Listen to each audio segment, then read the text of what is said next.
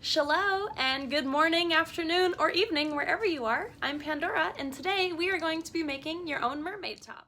Thank you so much for tuning in. Please click that thumbs up to like this video and click subscribe if you like what you see and want to see more. Things you are going to need is some netting, greenery, shells, a bra, a needle. I'm using 15-pound fishing line instead of glue, and pliers.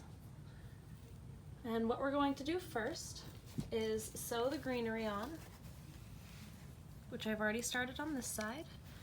I use E6000 and I put glue points where I tie the lines off, and then I will cover it with pearls. So I've got one side done, and now we're going to sew the points onto the next side. Okay, now that we've got our greenery all sewed on, we're going to use some glue and clamps, and we're going to glue this together and clamp it down. My glue, now I'm going to put this on. I'm going to put a rag over it so that I don't damage the paint. And then I am going to clamp it on here with these. Now we're just going to wait for this to dry, give it about an hour, and then repeat.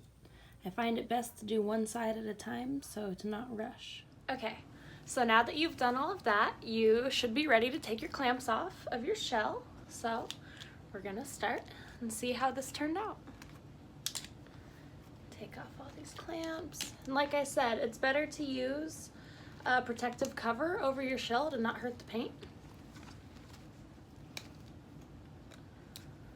And voila! We have got beautifully glued shells, sewed on greenery, so this will stay on. This is going nowhere. Now, the cool thing about this bra is the back of it is invisible. It is a invisible strap in there, you can see it, and invisible straps up here, so it will give the illusion of being invisible.